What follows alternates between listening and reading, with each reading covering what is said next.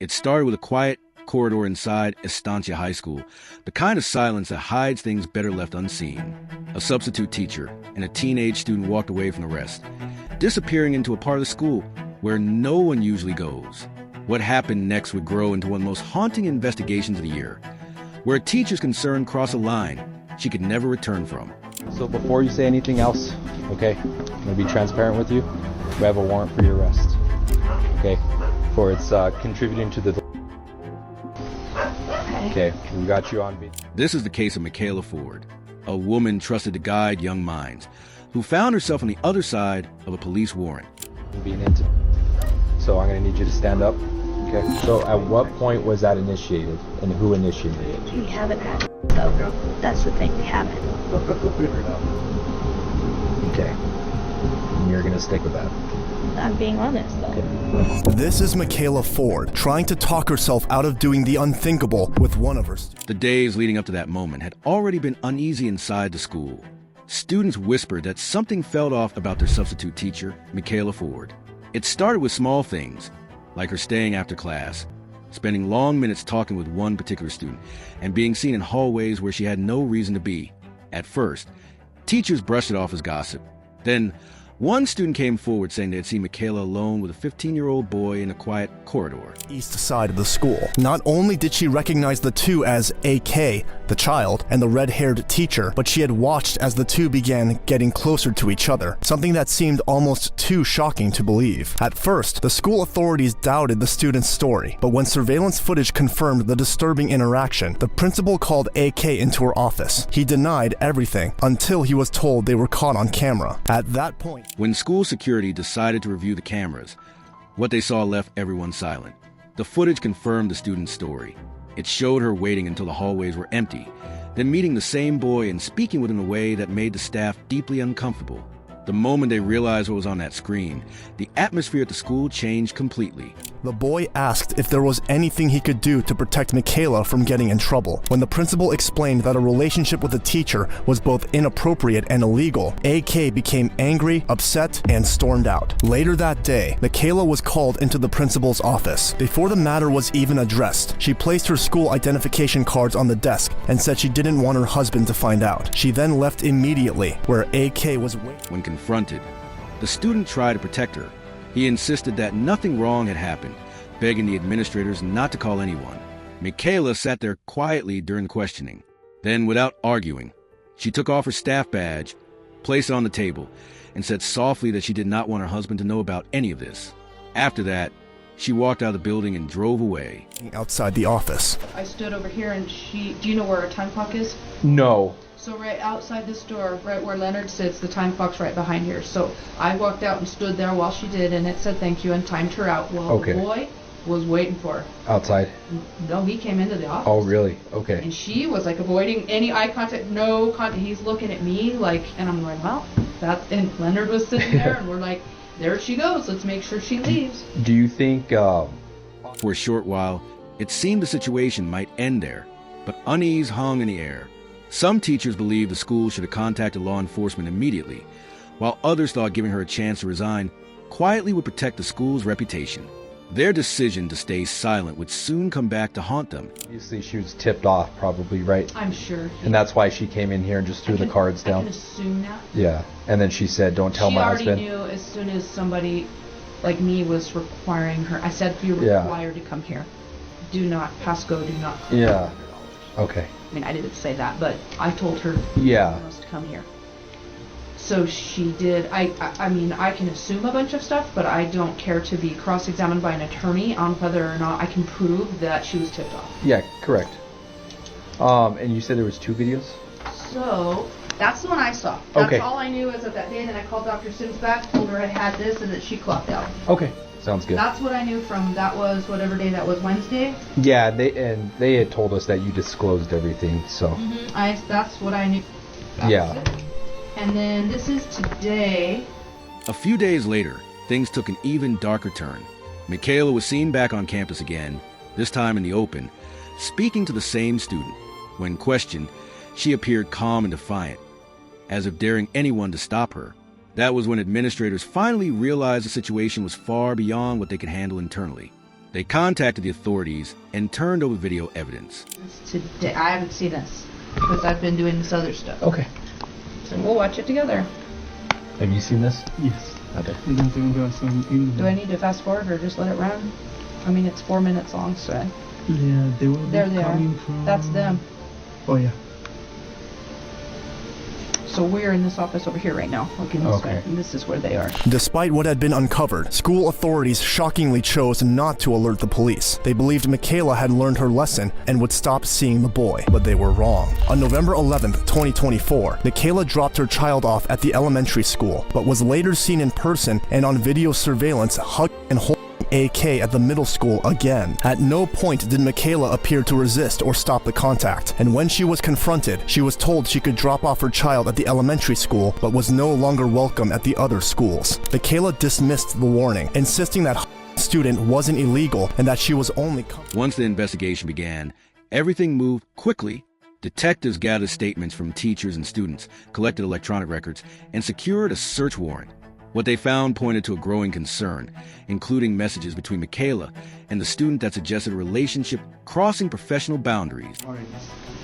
I know that when his dad, it still says his dad in Power School, and his dad died last year.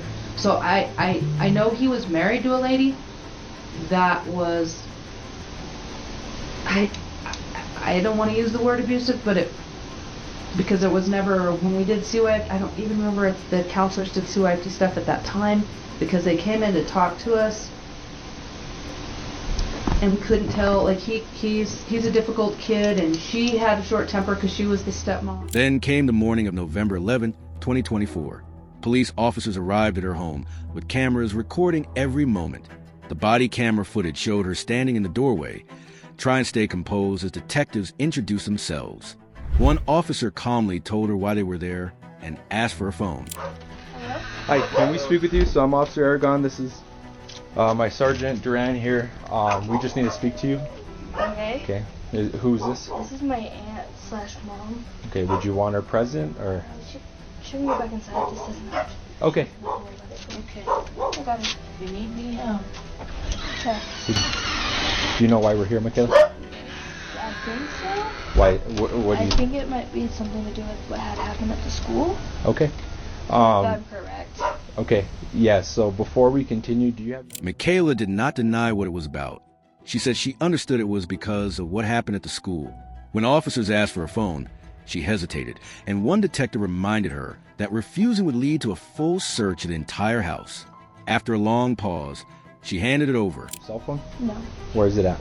In the house. Can you go get it for us? Why? Okay. So we need it. It's for the investigation. Okay. So if you cooperate with us, I know you made a comment to the principal that you don't want your husband to find out. Is that correct? Well, I'm going through a divorce, so yeah. No, he knows what's going on because I already told him. Okay. So this could go one or two ways. Okay. You could cooperate and give us your cell phone, or I could pull the search warrant from behind my back and we're gonna go in and get it. Okay. So we're gonna search the whole house. We don't want to have to do that, but we're able to. And I could provide the search warrant. It's for every cell phone, so I will take every cell phone in the house. Okay, so can I ask why you're having to take my cell phone? Because it's the only way I can get in contact with. The tension in the room grew heavier. Moments later, one officer quietly informed her that she was under arrest for contributing to the delinquency of a minor. The family's shock was immediate. Voices rose, footsteps echoed, and a mixture of anger and disbelief filled the air. The officers tried to keep the situation calm as they led her away, while her relatives kept asking how this could have happened. She remained surprisingly calm. We have a warrant for your arrest. Okay. Okay. For its contributing to the delinquency of a minor. Okay. Okay. We got you on video. You guys kids being in. So I'm gonna need you to stand up. Okay. You have shoes? Let's get you some shoes. Get some shoes. Well, you can't go back inside here. Okay, can I have get them from you then? Yeah. Yeah, this is gonna go with you. I'll No, come here. I need you to place your hands behind your back. Do you have any weapons on you? Hello? Anything that's gonna stick or poke me? However, during the arrest, things inside the house took an unexpected turn. Michaela's family insisted she was being wrongfully detained, even though the officers carried a warrant for her arrest, and chaos ensued. time, you open my door one more time, you do not have a warrant. It has not been served to me. Hey, We do have a warrant. Not for me or my Get him house. back or I will arrest you. Push me again, that's an assault. I ain't moved from my house, dude. I'm old and I've broken my hip and you're assaulting me. Shut up. Have a warrant. That's what I'm trying to get. Stop. Don't Cut it want out. help. Get out of my face. Why are you out of my face like that? Hours after the arrest, Michaela sat across from two detectives in a small, gray room. Her hands were clasped tightly, her voice calm but shaky. She spoke softly, saying she had only tried to help a lonely student who was struggling with emotions. She claimed she wanted to guide him, not harm him, and that everything had been misunderstood. I started talking because he was one of the kids that was still left in the class during advisory. We just started talking. I did give him my phone number to contact me outside of school for personal reasons, just because I know that coming from a situation where being adopted and stuff, it's not very easy sometimes. So I wasn't giving him like professional advice or anything. I just tried to help him through like some of those emotions that he was going through and how to deal with them. As the questioning went on, her tone began to change. She kept saying she had set clear limits and never crossed them, but her answers started to sound uncertain. The detectives watched her closely as she paused between words, trying to explain her side of the story while also protecting herself. For me at least. Yeah. I told him that it would never happen, for the boundaries that it would never happen because I knew the laws. I did make sure before I even started talking to the older kids that I knew the laws, because I know you have to be 16 for consent or something like that. But I'm not going there because I wanted to work with my relationship with my husband, since we've already had a rocky, couple months before that. Okay. And I wanted to make it work for him and my son, but then last week he did what he did. The detectives pressed harder. They asked about private tutoring sessions, about how many times she had met him outside of school, and how she could not have known his real age. Each answer she gave made her story sound weaker. Her justifications no longer matched the evidence the investigators already had in front of them. His house, but his parents was home, so he should have been home. The digital evidence told a different story. Investigators found that most of her messages with the student had been deleted. When asked why, she admitted she had removed them, saying it was to protect herself from rumors. But to the detectives, it looked like an attempt to hide the truth. A lot of messages I delete most of mine. Okay, so I'm gonna be completely honest. I delete a lot of my information so that it's not there. Okay, so you see how this is going to be tampering with evidence? Yeah. Like I said, I delete everything on a day-to-day basis just to keep it, from backing up the phone. Okay, so I'm gonna be honest. Why didn't you disclose that to me earlier when we were talking? I did not remember if I did it or not. I was gonna tell you when you got back that I probably deleted a lot of my messages. So. Okay, so where would I go to get those messages when you delete them? I have them. I'm not that tech savvy. Okay, so when they showed her what they had recovered from the phone, she froze. She quietly admitted to sending an inappropriate photo, claiming it had been an accident, but the text history revealed something more serious. The detectives began reading the messages aloud. The words were affectionate and deeply personal, describing feelings no teacher should ever express toward a student. Hearing her own words made her eyes lower to the table as silence filled the room. You call him your hero because that was the name of the song? Yeah. By Skillet. Okay, so this happened yesterday, right? You're sad. Why? I miss you. I miss you too, but what is TMR? TM. Yeah, because I miss you too, but... I don't know a whole lot of the text. Okay. I know UR is ION on other news, but again, I think he says it as I don't know, or I don't know, I know IDK, and LOL. Okay. Okay, so... And like I said, a lot of it's just how I we're gonna be okay. Yes, we will. I hope so. We will. Promise. I promise. Okay, I can trust you. Okay. But since she was us, I'm glad you didn't grab my... I feel a bit better. Just wish I was there. And boy, was I right not to do so. Well, again, I wasn't supposed to say any of that. I haven't meant... I was gonna, but I'm glad I didn't. Yeah. Why didn't you though? I knew we would have been caught. Oh, yeah. Well, I G'd, I guess, tomorrow morning. You won't come see me? Yeah, okay, just 'cause I can. Sorry, it's okay. I love you, I love you too, princess. What's wrong? None. Why? I feel like you're mad. No. I am smelling hoodie while I have it. Good. Really? Yes. Why? Because I gave it to you for a reason. What is it? Your reason? My hoodie. I get that. What was your reason for giving me the hoodie? You wanted it. It smells like you, so I wanted it. Yeah. It is the only way I'm going to get through this long distance thing. Yeah. Yeah, for a while. Then once I get out, I'll be able to be with you. These people are crazy, dumb, or whatever. You mean everything. Faced with the messages and images, Michaela offered one last explanation that she blamed autocorrect and said she used sweet nicknames for many people. The detectives listened, then showed how the messages, the timing, and the gifts all fit together in a way that could not be blamed on a typo or a casual habit. Their officers then laid out a clear timeline of messages, photos, and gift exchanges, showing a pattern of contact over weeks that matched footage and witness statements, leaving little room for an accidental explanation. I do remember that. Why are you guys calling each other husband and wife? But again, wasn't meant for that. My phone automatically does certain auto messages, auto corrects. So when I'm trying to say something, it's not always right. I do know that. Okay.